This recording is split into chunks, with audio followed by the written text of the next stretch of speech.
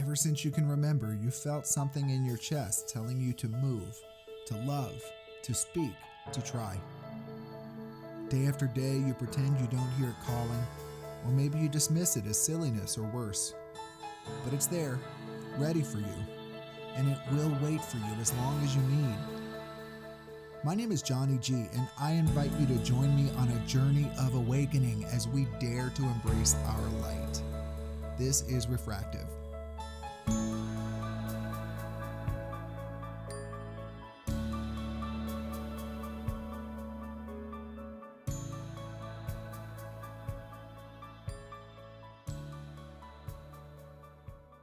Hello, everyone, and welcome to Refractive. I'm Johnny G.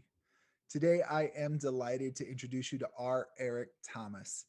He is a national best-selling author. He's a playwright, a screenwriter, and way back in another life, 12 years ago, he and I used to run in the same circles. So it's wonderful to connect with him here for the podcast.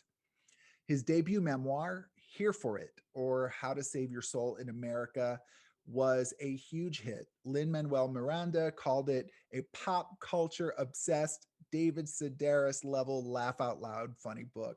And it was published in 2020. It was featured on Today as an August Read with Jenna Club pick.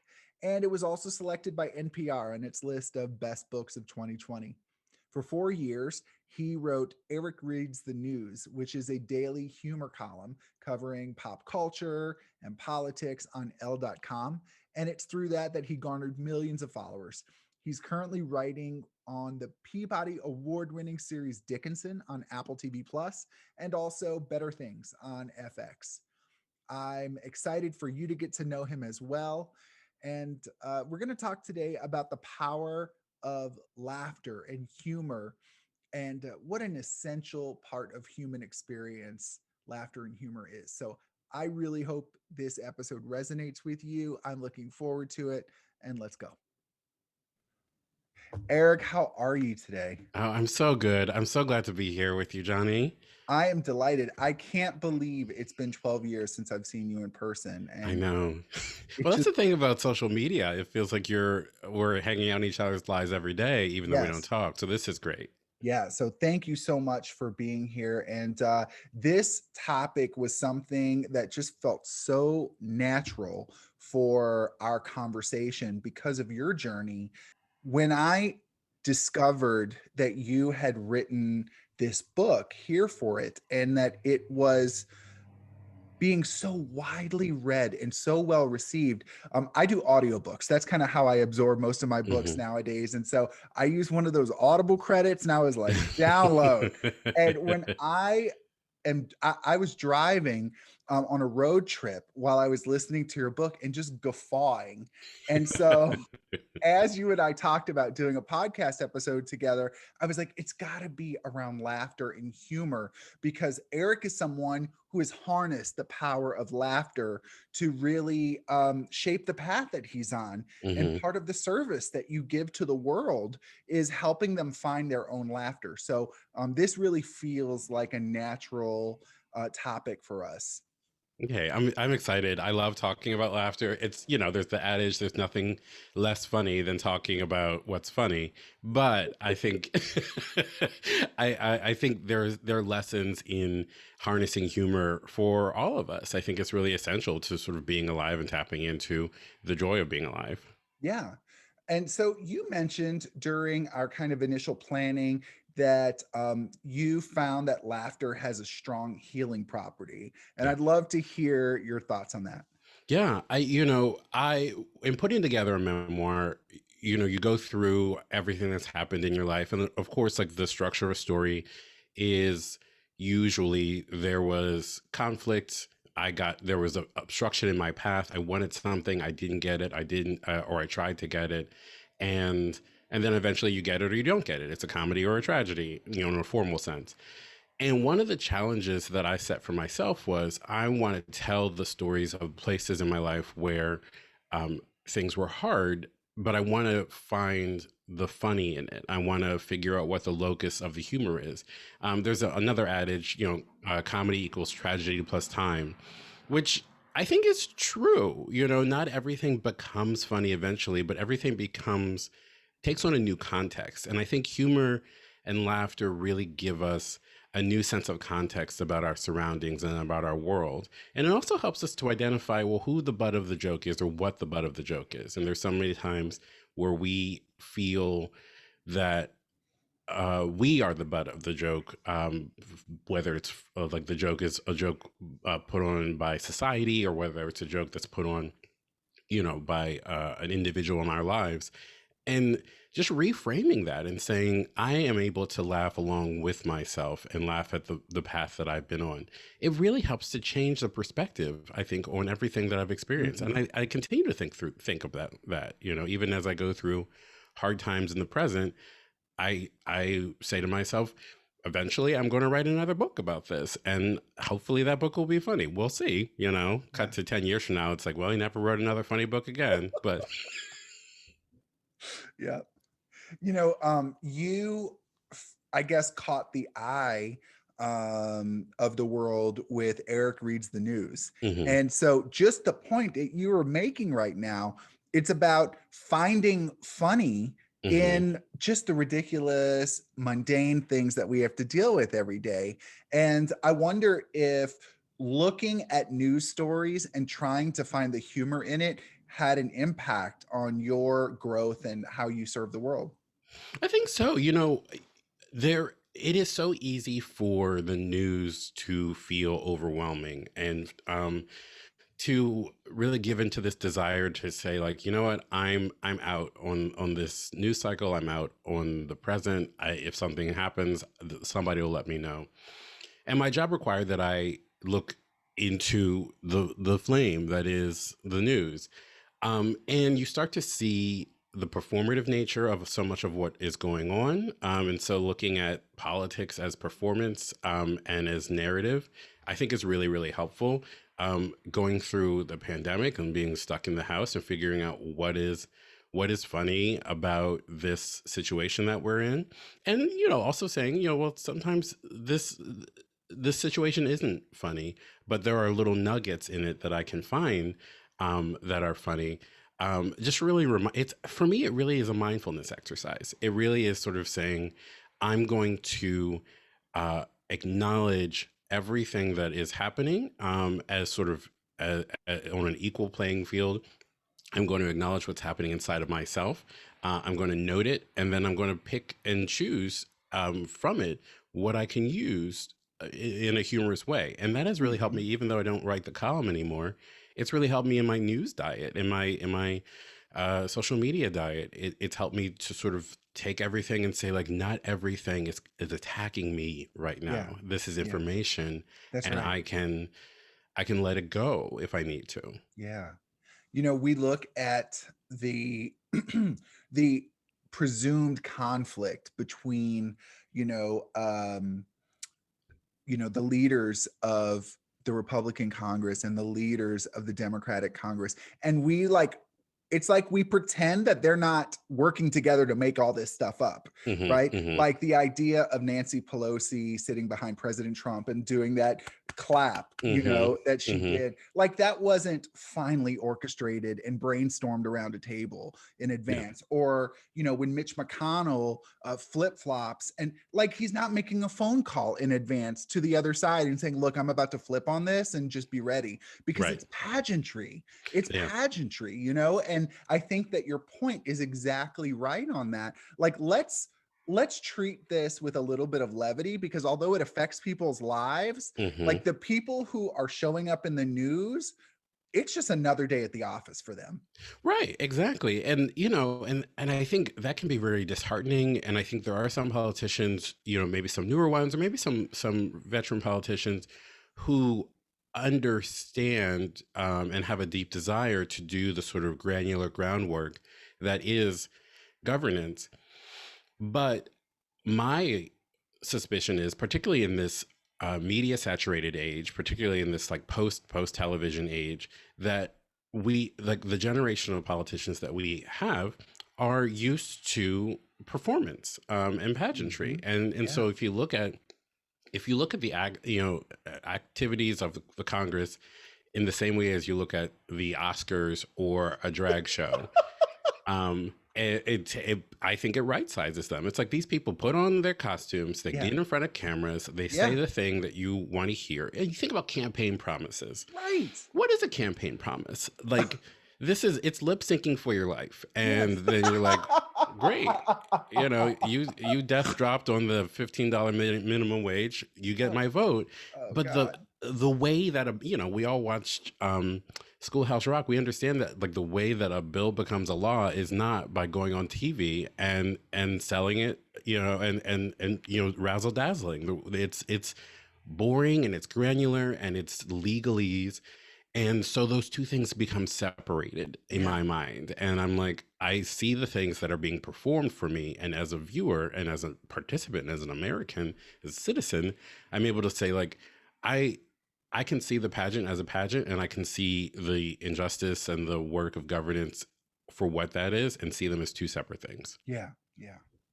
So in a broader sense than just politics, um, talk to me about how you've learned to find funny in the unfunny and what that even means, because it can be treacherous land to walk Hmm. across. Absolutely. Yeah. I mean, a lot of the stories that I've told about my life, a lot of the things that I write in a weekly newsletter where I sort of write about what happened in my week or what's happening in politics. And like a lot of times it starts with, this thing is frustrating to me. This is something where I didn't get what I wanted. Hmm.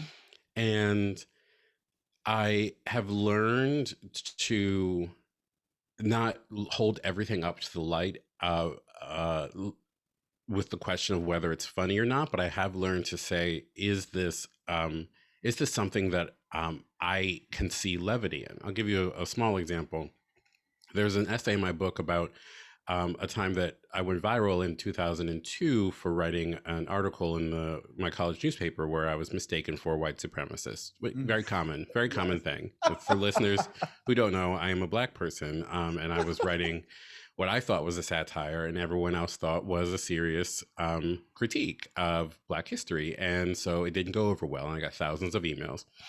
And even as it was going on, even as there was a campus meeting being held about me, a person that nobody knew, and everyone thought was a white supremacist. I can't believe you were hiding in the back of the room. Yeah, That was amazing. They're like, we got to find this R. Eric Thomas. yeah, they're like pitchforks and and torches, and I'm like, oh, I don't know where he went that way.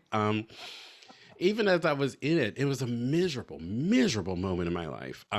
Even as I was in it, I was like, this has the hallmarks of farce. I'm literally hanging in the back of this auditorium, pretending not to be myself. Mhm. And so, maybe 5, 6 years later, I got up at a storytelling show and I tried to tell the first thing that happened was the newspaper staff, we all had like a meeting after it all had blown over, and we tried to do a drinking game based on the hate mail I received. Mhm. Mhm. Every time somebody said a certain word, we all to drink, and that went over. It's like mean tweets. It's like the Yeah, predecessor to reading mean tweets. exactly. And that went over like a lead balloon. It was terrible. It was awful to sort of read those words, to hear those words. It was too soon, and I didn't have the right focus. I was still the butt of the joke. Years later, I tried to tell the story at a storytelling show, and it kind of fell apart on stage because I was not I was still in it, and I was still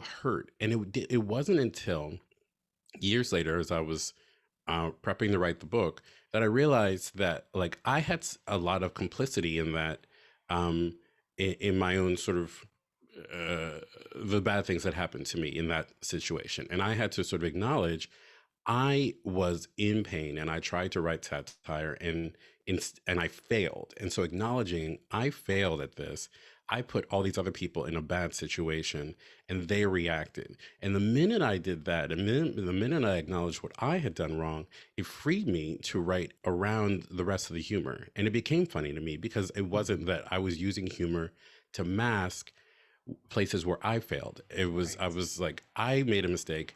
I'm not the butt of this joke. The situation is farce, but in the heart of the farce is a person who I have forgiven, Yeah.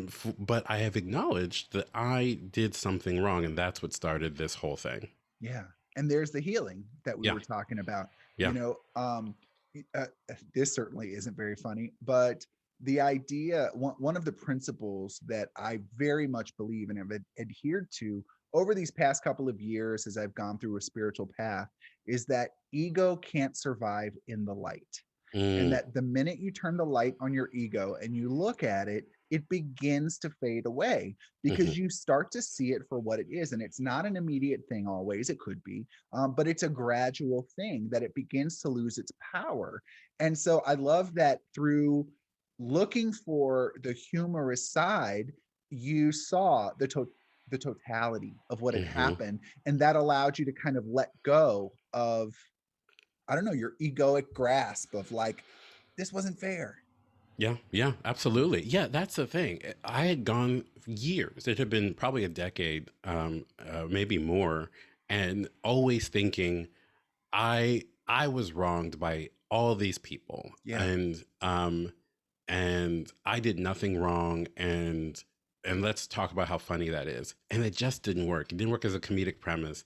The minute I said I did something wrong, I I have a part to play in this, Hmm. and I forgive myself for making the mistake that got me into this situation. It freed me up to see it all in to right size it.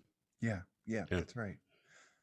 I remember after 9/11 happened, um, all the comedy shows went dark. Well, not all of them, right?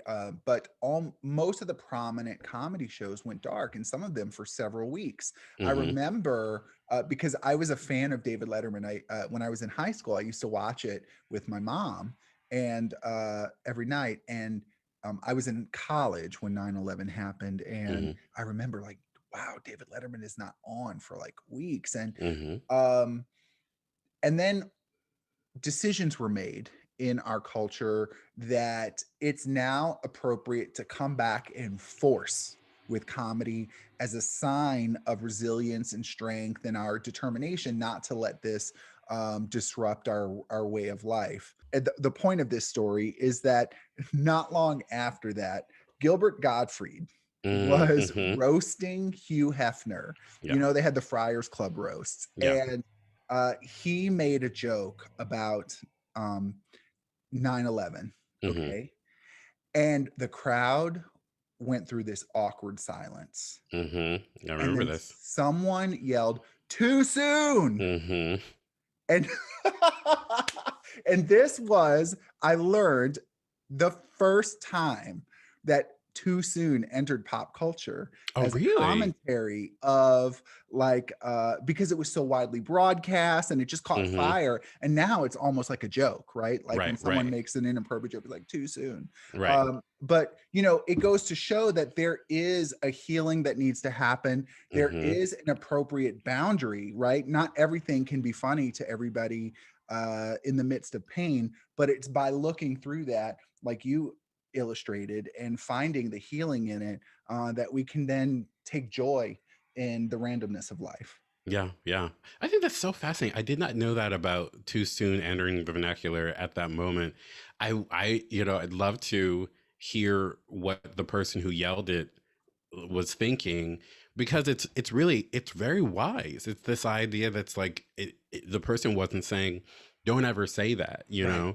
the person was saying we're not there yet, and Yeah. and that acknowledges that we're all on this continuum, and that humor has a place in the continuum, but it's not right now. And Right. that's like, it's like reading the room, which is every comedian needs to do.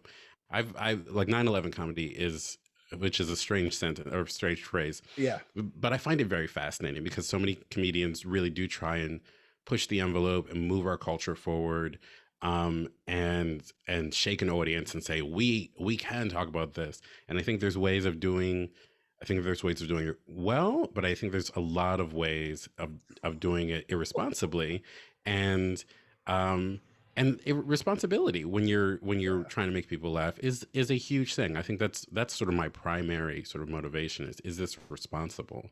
Yeah. Yeah. All right, we're going to take a break for just a few seconds, and everybody will be back in just 45 seconds. Thanks a lot. Hi, everyone. I'm so happy that you're listening to Refractive Podcast. I hope you're resonating with today's episode. I'm speaking now, especially to those of you who are leaders in your organizations. If I can ever be of service for your team, I hope you'll reach out to me. I live my best life by helping others do the same. My services include facilitating leadership meetings, offering workshops, emceeing employee events, and of course, coaching. I work with individuals and with small groups to help your high performers release limiting beliefs and step into their full power. I'm based in DC. I'm happy to travel, and I can also support you virtually through Zoom. For more information, please visit refractivecoaching.com. And now let's go back to the podcast. All right, everybody, welcome back. I'm here with our Eric Thomas, and we are talking about the role of laughter and how it helps us to heal and move on and find joy and even thrive. And so, Eric, we were talking earlier before the break about some of the sensitivities around certain types of humor. And I know that we were referring to what the limits of humor are. So, what else do you have to share with us on that? Yeah, I think humor is, I think it's important to think of humor as a communal experience. And so you want to make somebody else laugh, even if it's a conversation on a date, or whether it's a family dinner, or whether it's an auditorium with 1,000 people in it. And so you obviously can't be inside of somebody else's head and know what they think is funny. But I do think that there is a responsibility to be um, cognizant that there is a consent involved in it. And so humor can't act as a sort of a catch-all for everything that you're trying to do. It has to be a give and take. Mm-hmm. I also think that humor, a lot of times, and we're talking a little bit about this with 9/11. So many times we use a joke to shove the conversation into a new space. Mm-hmm. And sometimes, and depending on the consent in the group, sometimes that'll work. Somebody breaks the tension or the grief at a funeral with a joke about the Yeah. deceased in the right space. That is exactly what everybody needs. Yeah. But you've got to know your audience. Know your audience. And also know that, like, it doesn't take the place of true healing. It doesn't take the place of, it can be a signpost of healing. It can be a path along, it can be a step along the path of healing, but it isn't healing itself. And it isn't, when you think about political humor, it also isn't policy. It is not, humor is not itself social change. It Yes. can be a harbinger of social change, but it is not a substitute for action. Yeah. And I mean, that's completely evidenced by the White House Correspondents' Dinner, right? Hmm. Where like the whole nation comes together and pokes fun at all kinds of politics, but it doesn't change things. Yeah, yeah, yeah, exactly. Yeah. Yeah. And I mean, that itself is a pageant. Yes, I mean, for you've got sure. journalists and politicians all sitting around yucking it up, and you're like, Mm-hmm. I feel like maybe this is all an act. Hmm. Mm-hmm. There you go. As you were talking, I was thinking about Married with Children. So, Hmm. the old sitcom, and how so much of the humor from Married with Children was about Al Bundy being this caveman who Hmm. was like not accepting of progress. And a lot of the jokes were about his lesbian neighbor, and a lot of the Hmm. jokes were about his wife's role in life. And I remember sitting down and watching that show with my brothers, and like my mom not approving of us watching that show. Hmm. But it did kind of desensitize the topic of people who are resistant to social change, Hmm. even though it was Al Bundy making so many jokes about like his perception of like liberals and whatever. How do I say this? Everybody kind of shared in the pageantry of the humor, and it really did bring to the forefront an opportunity to see this societal issue a little more clearly. Yeah, yeah. I think television has such an interesting role in this, because so often we do have contrarian characters. Al Bundy, Archie Bunker Archie is probably Bunker, the most yeah, famous, yeah, and there are ways, but there are ways that that contrarian character is elevated, and there are ways that that contrarian character is satirized. And so, like, it is always introducing a conversation. And again, like, television isn't social change, but it does, for better or for worse. Married with Children did put a lesbian character on television, Yeah, that's and right. that is, I think, a step on a continuum. To Yeah. say, like, we're probably about the same age. Like, I don't recall seeing gay, lesbian, and transgender characters on television when I was a kid. No. Besides, like, very few instances, and I Right. wasn't allowed to watch Married with Children, but I was aware that there was a lesbian on Married with Children. And for much of my childhood and even teenage years, um, gayness, queerness didn't have a name, Yeah. and it didn't exist. And so the minute you put language to it, um, you you you move it further Yes. into the light, and that is, I think that's very interesting. And I think the legacy of some of these shows, Archie Bunker still holds up, but then you look at some old episodes of All in the Family, and you're like, oh, I don't know that I would listen to. I don't want to put this in my brain. But on the other side, it's like, that's the way that people were talking back then. That's right. It was That's a right. reflection of the society. But there was a kernel there that says, I am reflecting the conflict that I see in society in a bit of a funhouse mirror. Yeah. And I've done the processing to figure out what our solution might be. I think Married with Children and All in the Family and the Jeffersons all offer solutions for Yeah. society if society is interested in taking them. Right. Because, and we'll move on from Married with Children, but like, the thing is that although Al Bundy seems to be the hero, Hmm. he is the protagonist of Married with Children. Yeah. Those show writers who crafted Al Bundy in his crude everyman hero status also made the decision to put a lesbian on TV. Right. And so it goes to show, that's what I was trying to say earlier that I didn't articulate very well, that even though my brothers watched it for the macho humor, Hmm. there was a bigger story being told that was one layer beneath Hmm. that helped society to become less sensitive and more open to considering new topics. Yeah, yeah. Yeah. And I write a little bit for television now, and it's been very fascinating to me to see, one, television is such a huge collaborative process between, from writers to executives, obviously the people you see on screen.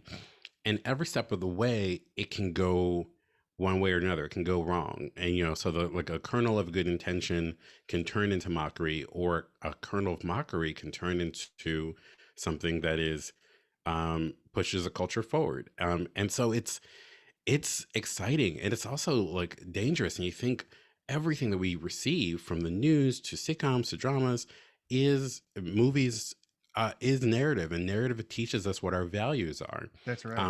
And so I think it's really important to seriously consider what we are watching, and to ask the questions like we're asking, like, what does this character do for us, and how can we help that character achieve the end in terms of society that we're looking for it to achieve. It is something that I think is never finished, like, and I think that we will always look back and say, like, oh, we had a great opportunity for this character. We, like, Will and Grace could have been this, could have been more of that. I think those things are true, but I also think that it comes down to communal consent. And if the community is saying, we are not going to watch something that doesn't fit into our narrative, what effect can the narrative have if Right. nobody's watching it? Right. So, there's a strange give and take. Yeah. So, one of the most amazing and extraordinary experiences in life is when Hmm. you lose yourself in laughter with another person. Yeah. Yeah. and we've all been there when we're with a friend and something catches us off guard as hilarious, and you just can't stop laughing. And one person laughing causes the other to laugh, and it's just this cycle. And I wonder, especially with your experience of standing on a stage with the goal of making people belly laugh, Hmm. how has that role of the physicality of laughter worked into the calculus that you apply to what you do every day? Oh, that's a great question. There are times where, well, like I host the Moth Storytelling show live, and we'll be in a theater of 400 people, and there are times where laughter moves like energy across the room, and you Yeah. become. It feels like I feel like Tom Cruise in Minority Report, where I'm like moving things around on the screen. It's like, Yeah, like with little dials and switching things, and it's you. It is it is honestly, like, to mix a metaphor, it's like surfing where you sort of can sense the people who are really tapped in, and you can like see it in their bodies. You can like see that energy like jump off of them and onto the person next to them. And especially when it's in the dark and you sense there is laughter, there is enjoyment coming from someplace that you can't see. That is so phenomenal to me, and it reminds me that we like that it's laughter is contagious, that there is also a sort of an I believe the term is anaerobic quality to it, that it is like compressing your diaphragm and pushing air out and taking air in. And so we are sharing the same air. We are like metaphorically and also physically, and that is so deeply important to me. I don't know when I'm on stage or when I'm writing at my laptop. I have no idea who is going to be receiving the jokes that I'm putting out. But what I do know is that we all have bodies that function in very similar ways, and so what I'm always trying to do is like to capture the mind, but also to like prod the body into yeah. movement, and that is a really exciting potential for me. Mhm. You talked about how laughter moves like an energy, almost like a stone that you drop in a pond, and the Hmm. ripples of it just kind of flow out. And I'm a speaker and a facilitator, and so when I'm in front of a group, I know exactly what you mean. And it's not the laughter that I go for; Hmm. it's the sparkle behind the eyes. Mm, And and I'm as a speaker that there are few things as extraordinary as speaking and watching someone turn on, yeah, watching yeah. someone connect, Hmm. and the people around them don't know that the person has connected, but you see it ripple out because we put out this energy, Yeah. right? We put out this enthusiasm that people feel without even realizing it. And that's the most amazing thing. And you watch the spark just catch from person to person to person to person. Hmm. And with laughter, it's the same way. And it's just a beautiful phenomenon. I love that you brought that up. Yeah, yeah. One of my favorite things is I work extemporaneously a lot. I don't write, when I'm live, I don't write a lot of my material. And so I'm not a stand-up comedian. And so like as a stand-up comedian, that would be a dangerous thing. But as somebody who's hosting shows in a humorous way, it's fine. It's fine for me. I don't know. I'm not giving anybody advice. But one of the things that's exciting to me is knowing when I'm approaching a punchline in something that I'm going to say, and there is like that anticipatory silence where we all sort of are plugged in, and there might be people who are like, "Oh, I bet you something funny is coming," or there might be people who are like, "I'm just listening to this story," Yeah. and then I drop it in, and it is like hearing the burst of laughter coming from nothing Oh is my God. it is the most powerful experience that I've ever had, and I chase it because what it says is that in that instant we have all changed. We have all gone from this neutral or this anticipatory state to this active, energetic state, and I think that every time you laugh, it changes you, and Mhm. that is so deeply important. It's so deep. It's so core to who I am as a person. Mhm. I'm always seeking to be changed by laughter. I Mhm. like, and it feels. it honestly feels like atomic, like it's like just something that like was not there and then suddenly was like the big Yeah. bang, and it can happen over and over and over again. Mhm. Okay, so I need to break topic for a second because I have not been able to stop thinking about your Sylvia Plath wallpaper. Oh. It's killing me. Sylvia Plath, It's I love killing me. it. It is amazing. I wish the people, so if you're watching this on YouTube, you know what I'm saying. But if you're listening to the podcast, you can't see, but go on YouTube. It's stunning. It's stunning. I want to buy that wallpaper. So anyway. Well, it's from Ellie Cashman, and I apologize to YouTube viewers. I don't. I think I forgot that we were going to be on YouTube as well. I'd look better now if I turn on a light. Anyway, but so apologies to everybody. But yeah, it's from Ellie Cashman. She's a designer in the Netherlands, and when we moved into this house in the middle of the pandemic, we decided that since no one would see anything but the square around us, it might as well be like, Rococo, Baroque, Yes. and ridiculous. It's amazing. So anyway, okay. I just needed to, I just couldn't hold it anymore. I was about to burst. So I want to talk about, people who listen to this podcast know that spirituality is my jam. It's how I try to connect with my audience, people who are kind of feeling this little spark of awakening happen and they kind of want to dig deeper into it. So I want to ask you, do you think laughter is spiritual? I think so. I mean, I think anything that shocks us out of our neutral state of sort of passive experience of life is spiritual. Mhm. And I think, like I said, that it is a step on a path toward healing, and that is very exciting. And I think that taps into our spirit. I, I also, I think the more extreme emotions, anger, obviously, but like sorrow, grief, laughter, joy, those have, I think they function at a higher level. And so much of our lives, I think for a lot of us, are really just sort of locked into neutrality, where you're sort of like going along, you're doing your day, you're annoyed, blah blah blah. And getting to jump out of the neutral is, I think, stunning, and I think it Yes. it can. I don't know. I think a lot, actually. When I think about laughter, I think a lot about the one time a year, every year, that I do Bikram yoga. I always think that I'm a Bikram yoga person, and unfortunately, I'm not. But it's a very physically strenuous. It's like 95 degrees in the room, 100% humidity or whatever. I guess that's water, but I don't know. I don't know what humidity is.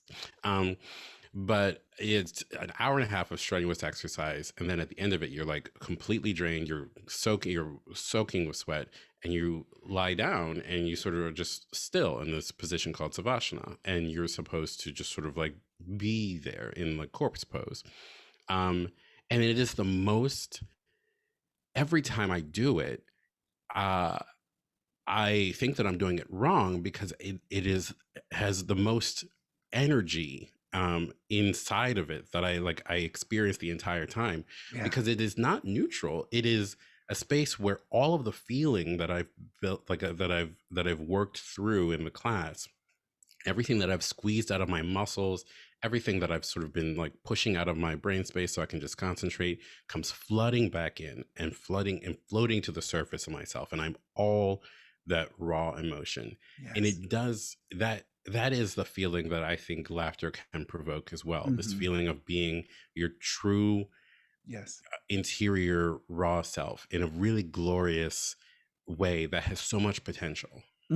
Yes. So, I mean, oh my God, so many thoughts and concepts came into my mind while you were talking. And, I've thought a lot about laughter over the years and how laughter typically relates to surprise, right? Like you catch Hmm. people off guard.